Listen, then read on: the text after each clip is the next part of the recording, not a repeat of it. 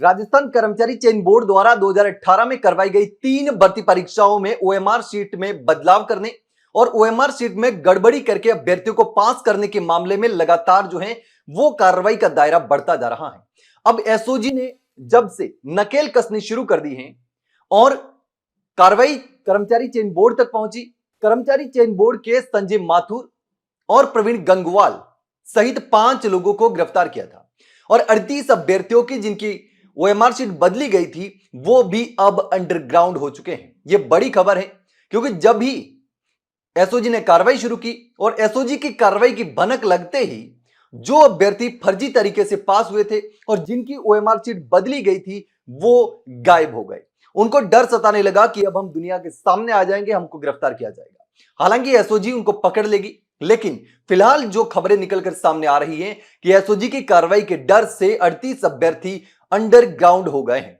अब संभावना तो और ज्यादा अभ्यर्थियों के इसमें फर्जी तरीके से शामिल होने की भी है, क्योंकि कर्मचारी चयन बोर्ड के जिन कर्मचारियों ने ओएमआर शीट में बदलाव किया है तो वो सिर्फ 38 कॉपियों तक ही, 38 ओएमआर शीट तक ही सीमित नहीं हो सकते।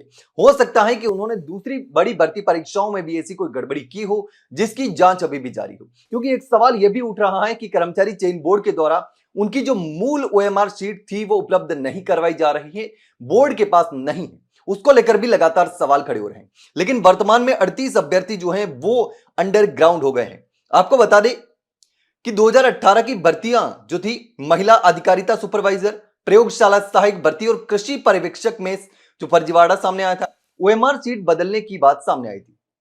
उसके बाद एसओजी ने जांच का दायरा बढ़ा दिया और जांच में सामने आया कि तीनों भर्तियों में ओएमआर शीट में हेरफेर करके 38 अभ्यर्थी परीक्षा में पास हो गए थे। इसमें कर्मचारी चयन बोर्ड के कर्मचारियों का भी हाथ शामिल था जिनको पकड़ा गया है। लेकिन इसके बदले 10-10 लाख रुपए लेने की भी बात सामने आई थी, यानी कि 10-10 लाख रुपए लेकर के यह घोटाला किया था। 38 अभ्यर्थियों के ओएमआर शीट बदलने के लिए इन कर्मचारियों ने 38 लाख रुपए लिए होंगे। अब एक अभ्यर्थी से 10-10 लाख रुपए लेने की बात सामने आई है। 10-10 लाख एक अभ्यर्थी से आप सोच सकते हैं कि कितनी रकम इन कर्मचारियों ने वसूल की होगी। तो उसके बाद से लगातार जो है वो जांच का दायरा बढ़ा और एसओजी ने नकेल कसनी शुरू कर दी। अब बताया जा रहा है कि सारे अभ्यर्थी जो थे वो फरार हो चुके हैं।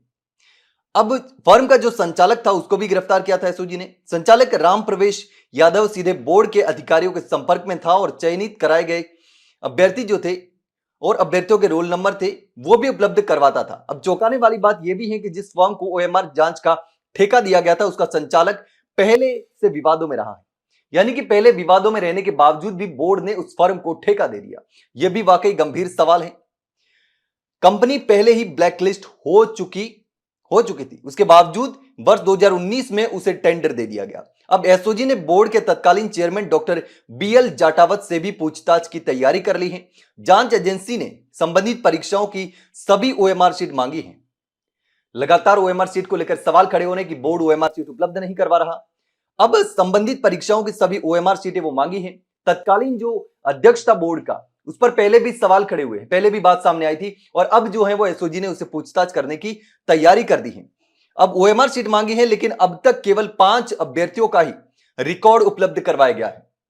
सारी ओएमआर बोर्ड उपलब्ध नहीं करवा रहा। बोर्ड का तर्क है कि मिल नहीं रही है, पता नहीं कहां गई। लेकिन अब सिर्फ कुछ अभ्यर्थियों की ओएमआर शीट उपलब्ध कराई गई है जिससे बड़े पैमाने पर डेटा गायब होने की आशंका है।